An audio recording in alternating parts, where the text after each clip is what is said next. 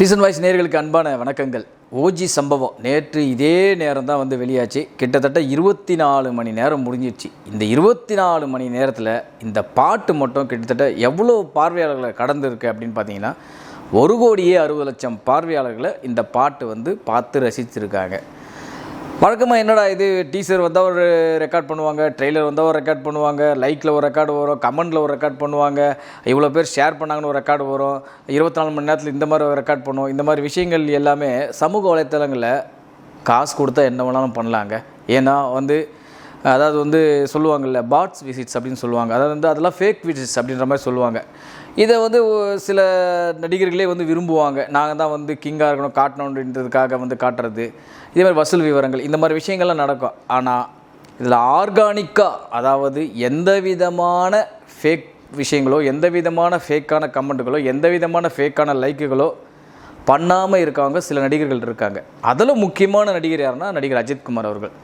இந்த பாட் போட்டு விளம்பரப்படுத்துறது, இந்த விசிட்ஸை அதிகமாக காட்டுறது, அதுக்கப்புறம் என் படம் தான் ஹைலைட்டில் நிற்கணும், என் படம் தான் ஹையஸ்ட்டாக நிற்கணும், என் படத்தோடைய விசிட் ட்ரெயிலர் தான் ஹையஸ்ட்டாக நிற்கணும், இந்த மாதிரி விஷயங்கள்லாம் அஜித்குமார் அவர்கள் ஃபாலோ பண்ணதும் கிடையாது, ஃபாலோ பண்ணவும் மாட்டார். ஆர்கானிக்காக என்ன விசிட்ஸ் வருதோ அது மாட்டுன்னு வரட்டும், இதை பற்றி கவலையே படாதவர். அஜித் படங்களுக்கு பெரும்பாலும் இதை பற்றின விஷயங்கள் இருக்கவே இருக்காது.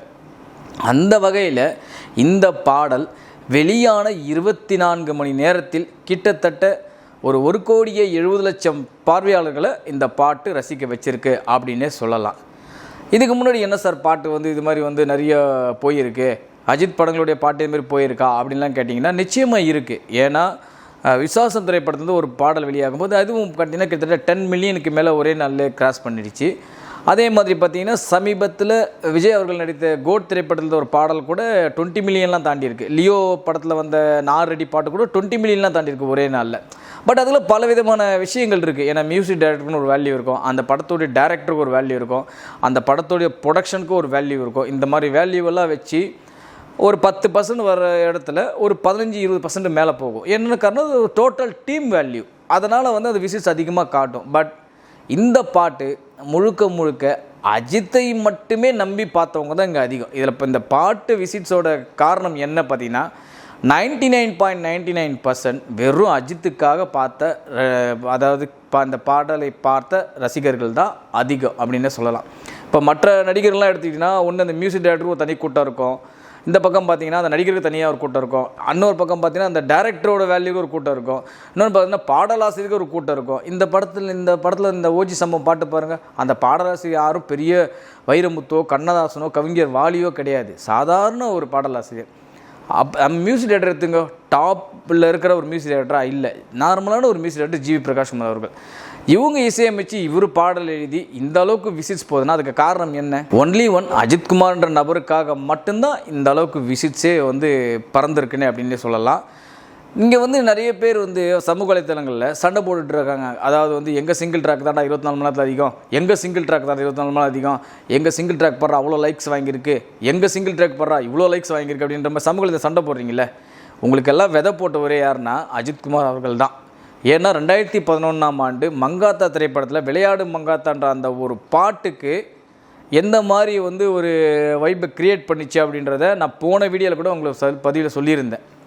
மதுரையில் ஒரு ஆடியோ ஷாப்பில் எந்த விதமான ஒரு விஷயம் நடந்தது, அந்த பாட்டோடைய சிடி வாங்குறதுக்கு எங்கே அலைஞ்சாங்க, தெருவாக அலைஞ்சாங்க, அந்த ஒவ்வொரு மியூசிக் ஸ்டோர்லேயும் கிடைக்குமான அந்த சிங்கிள் சிடி வாங்குறதுக்கு. இது எல்லாருக்கும் இன்றைக்கி இந்த விஷயங்கள்லாம் தெரியாது. ஆனால் இதுக்கு எல்லாம் விதை போட்டவர் யாருன்னா அஜித்குமார் அவர்கள் தான். ஏன்னா அவருடைய படங்கள் தான் முதல்ல சிங்கிள் சாங்கை சிடி வடிவில், அதாவது ஒரு சிடி வடிவில் 49 ரூபா ரேட்டில் சிங்கிள் சிடி வடிவில் விற்ற முதல் நடிகர் அவர் தான்.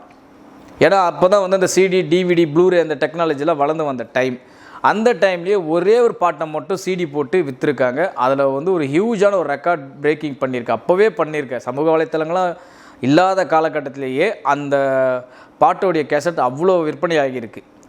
இன்றைக்கி நம்ம சிங்கிள் ட்ராக் பாரு, நாங்கள் தான் கெத்து நீங்கள் தான் கெத்துன்றீங்களே, இதுக்கு எல்லாருமே விதை போட்டவரே அவர் தான். அதே மாதிரி இந்த ஏர்லி மார்னிங் ஷோ அப்படின்னு ஒன்று இங்கே கட்டமைப்பு உருவாக்கிட்டு இருந்தாங்க, இப்போ இல்லை அந்த ஷோஸு. இதுக்கு எல்லாமே விதை போட்டவர் யாருன்னா திரு அஜித்குமார் அவர்கள் தான். முதலாக பரமசிவன் அப்படின்ற ஒரு திரைப்படம் தான் சென்னை காசி திரையரங்கில் அதிகாலை 5 மணிக்கு காட்சிகள் போடப்பட்டது. இதுதான் வந்து அதிகாலை காட்சிக்கு ட்ரெண்ட் செட்டரை உருவாக்கினவரே அஜித்குமார் அவருடைய படம் தான். நிறைய பேர் நினச்சிட்டு இருக்கீங்க ரஜினிகாந்த் அவர்கள் படங்கள் ஒன்று முன்னாள் நைட் ஷோ போடுவாங்க, இல்லை ஒரே ஒரு ஷோ ஸ்பெஷல் ஷோ போடுவாங்க. அதாவது வந்து பட வெளியீட்டுக்கு முன்னால் நடக்கும், இல்லைனா மிட் நைட் ஷோ போடுவாங்க 12 மணிக்கு அந்த மாதிரி. இல்லை நைட் ஷோவை கேன்சல் பண்ணி அந்த படத்தை போடுவாங்க. அதே மாதிரி முன்னாலே ஒரு 2 ஷோ வந்து எக்ஸ்ட்ரா போடுவாங்க. இந்த மாதிரிலாம் இருந்தது. ஆனால் அதிகாலை காட்சிகள் போடப்பட்டது யாருக்குன்னா முதலாக அஜித்குமார் அவர்களுடைய பரமசிவன் படம் தான். இந்த மாதிரி அதிகாலை காட்சிக்கும் விதை போட்டவரும் அஜித்குமார் அவர்கள் தான். அதேமாதிரி இந்த யூடியூப்பில் நீங்கள் நாங்கள் மில்லியன் நீங்கள் மில்லியன் சொல்லி சண்டை போட்டிருக்கீங்களே, இதுக்கும் விதை போட்டவர் யாருன்னா அஜித்குமார் அவர்கள் தான். ஏன்னா முதலாக பில்லாட்டு திரைப்படத்துடைய டீசரை முதலாக வந்து சோனி மியூசிக் அப்படின்ற ஒரு யூடியூப் சேனலில் ஏற்றினாங்க. அப்போ வந்து யூடியூப் இவ்வளோ ஃபேமஸே கிடையாது. அதுக்கு முன்னாடி எங்கே வரும்னா பாடல் கேசட் வடிவில் சிடி வடிவில் தான் பாட்டு சேல்ஸ் ஆகும். அப்போ தான் முதலாக ஒரு படத்தோடைய டீசரை யூடியூப்பில் ஏற்ற ஆரம்பித்தாங்க. அப்போல்லாம் வந்து பார்த்திங்கன்னா ப்ரெஸ் பீப்புள்ஸுக்கு சிடியில் போட்டு படத்தோடைய ட்ரெய்லரை கொடுத்துருவாங்க. தொலைக்காட்சி நிறுவனத்தில் ஒரு ட்ரெய்லர் ஒளிபரப்பாகும். பட் யாருமே வந்து லைவில் வந்து பார்க்க முடியாது. அப்போ முதலாக அந்த சோனி மியூசிக்ன்ற நிறுவனத்தில் தான் பில்லா 2 திரைப்படத்தை டீசரை வந்து அந்த முதலாக அந்த சேனலில் ஒளிபரப்பப்பட்டது, யூடியூப் சேனலில். அப்போது அந்த டைம்லேயே இவ்வளோ சப்ஸ்கிரைபர்ஸ்லாம் கிடையாது, இந்த அளவுக்கு சமூக ஊடகங்கள் அந்த அளவுக்கு கிடையாது, யூடியூப்னா என்னன்னே தெரியாதுன்னு கூட வச்சிங்களா அந்த டைமில் தமிழகத்தில் மற்ற இந்தியாவில் பொறுத்த வரைக்கும். அந்த டைம்லேயே அது 2 மில்லியன் கிட்ட கிராஸ் பண்ணிவிட்டு அப்போவே வந்து ரெக்கார்ட் பிரேக் பண்ணிச்சு. முதலாக யூடியூபே என்னான்னு தெரியாத இந்த உலகத்தில் ஒரு படத்தோடைய டீசரை யூடியூப்பில் ஏற்றின பிறகு அந்த யூடியூப்பில் 2 மில்லியன் கிட்ட, அதாவது கிட்டத்தட்ட வந்து 20 லட்சம் 30 லட்சம் பார்வையாளர்களை என்னன்னே தெரியாத ஒரு விஷயங்க. அந்த டைமில் போய்ட்டு ஒரு விசிட் வருமா அப்படின்லாம் யோசிச்சு பாருங்கள் நீங்கள். அந்த டைம்லேயே வந்து அவ்வளோ விசிட்ஸ் பார்வையாளர்களை பார்க்க வச்சவர் இதுக்கும் விதை போட்டு யாருன்னா அஜித்குமார் அவர்கள் தான். எதுக்கு சும்மாவா இந்த படத்தில் இந்த பாட்டில் எழுதியிருக்காங்க பொடுசுங்கள்லாம் கதறணும்னு? ஏன்னா இன்றைக்கி இருக்கிற பொடுசுங்களுக்கு ஒரு விஷயமும் தெரிய மாட்டேங்குது.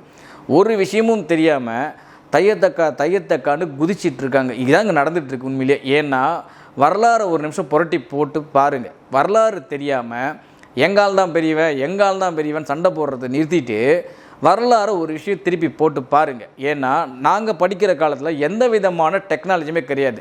ஒரு கிரிக்கெட் செய்தியை கூட ரேடியோவிலையோ இல்லை மறுநாள் நியூஸ் பேப்பரையோ பார்த்து தான் நாங்கள் தெரிஞ்சுப்போம். ஒரு கிரிக்கெட்டில் யார் வெற்றி பெற்றாங்க, யார் என்ன ரன் அடித்தாங்கன்ற விஷயத்தையே ஒரு செய்தித்தாளை பார்த்தா நாங்கள் தெரிஞ்சுப்போம். ஆனால் நாங்கள் படித்த அந்த மெமரிஸ் இன்னமும் வந்து நாங்கள் மெமரியில் வச்சுருக்கோம். இவ்வளோ விஷயங்களை இன்றைக்கும் வந்து மெமரியில் வச்சுருக்கோம்.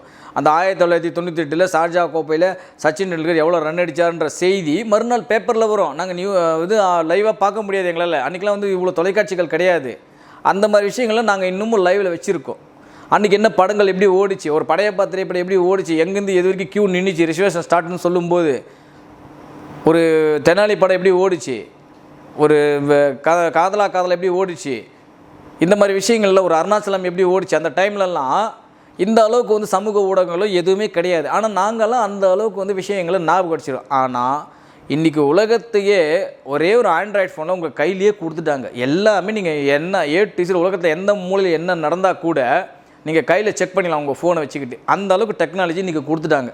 அப்படி கொடுக்கும்போது கூட தேவையில்லாமல் சண்டை, சமூக வலைத்தளங்களில் சண்டை, நான் தாண்டா பெரியவன் நீ தாண்டா பெரியவன், நாங்கள்லாம் இதெல்லாம் அப்பயே பண்ணிட்டேன்டா அப்படின்ற மாதிரி விஷயங்கள்லாம் அதை போய்ட்டு அனலைஸ் பண்ண மாட்டுறாங்க. அனலைஸ் பண்ணாமல் தனக்கு பிடிச்ச அபிமான நடிகரை விட்டு கொடுக்கூடாதுன்றதுக்காக அதில் நாங்கள் ஒத்துக்கவே மாட்டோம், எங்கால் தான் பெரியவன் சண்டை போடுறதை நிறுத்திட்டு தயவுசெய்து அனலைஸ் பண்ணி பாருங்கள். யார் எதுக்கு விதை போட்டிருக்காங்க, யாரெல்லாம் எப்போல்லாம் வந்து எப்போவோ பண்ணிட்டு போயிட்டாங்க இந்த மாதிரி விஷயங்களெல்லாம் அப்படின்றத ஒரு தடவை ரீகால் பண்ணி பாருங்கள். பார்த்தா தான் உங்களுக்கு தெரியும் யார் இங்கே கெத்து, யார் இங்கே கெத்தை காட்டியிருக்காங்க அப்படின்றத. ஒரே ஒரு விஷயம் தாங்க சொல்ல முடியும். என்னென்னா இந்த லப்பர் பந்து படத்தில் ஒரு அடக தினேஷ் அவர்கள் வந்து பேட்டிங் பண்ணிட்டு ஒருத்தர் சொல்லுவார் அங்கே நின்றுக்கிட்டு, நாங்கள் சும்மா இன்றைக்கி நேற்று கெத்தானுங்களாடா, 20 வருஷமாகவும் நாங்கள் கெத்துறான்னு வரல. அதுக்கு சிறந்த உதாரணம் வந்து அஜித்குமார் அவர்கள் தான். அவர் இன்றைக்கி நேற்று கெத்தானவர் இல்லை, அவர் கிட்டத்தட்ட 2000 அவர் கெத்து தான். ஏன்னா இந்த mass opening, king of opening, இதுக்கு எல்லாமே விதை போட்டவர் யாருன்னா அஜித்குமார் அவர்கள் படங்கள் மட்டும்தான்.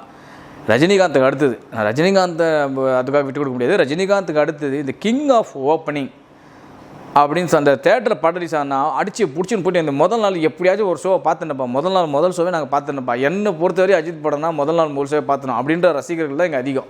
அதனால தான் அந்த முதல் நாள் மட்டும் அவருக்கு நீ விடுமுறை நாளில் ரிலீஸ் பண்ணு, சாதாரண நாளில் ரிலீஸ் பண்ணு, வீக்கெண்டில் ரிலீஸ் பண்ணு, செவ்வாய்க்கிழமை ரிலீஸ் பண்ணு, என்னைக்கு ரிலீஸ் பண்ணாலும் அந்த முதல் நாள் ஓப்பனிங்கில் அஜித்குமார் அவர்களுடைய அந்த ரசிகர்கள் கூட்டத்தை அடிச்சிக்கவே முடியாது அப்படின்னு தான் சொல்லணும். இந்த ஓஜி சம்பவம் கிட்டத்தட்ட 24 மணி நேரத்தில் 17 மில்லியன் பார்வையாளர்களை கடந்திருக்கு அப்படின்னு சொன்னோம்னா உண்மையிலேயே இது அஜித்துக்கு கிடைத்த மிகப்பெரிய வெற்றி மட்டுமே. ஏன்னா இந்த ப்ரொடக்ஷன் டீமையோ டைரக்டரையோ மியூசிக் டைரக்டரையோ யாரும் எதிர்பார்த்து இந்த பாட்டை கேட்க வரல. உண்மையை சொல்லப்போனால் இருக்காங்க, பட் முழுக்க ஒரு 99% இது அஜித்துக்காக கேட்கப்பட்ட பாடலாக மட்டுமே இருக்கும். அதுவும் அஜித் ரசிகர்களுக்காக தெளிவான வரிகளிலும் தெளிவான சிந்தனையோடு அந்த பாடலாசிரியர் எழுதியிருக்காரு அப்படின்றது மட்டும் உண்மையான செய்தி. மீண்டும் சந்திப்போம். நன்றி, வணக்கம். இது போல பல வீடியோக்களை கண்டு மகிழ எங்களது ரீசன்ட் வாய்ஸ் சேனலை மறக்காம சப்ஸ்கிரைப் பண்ணுங்க.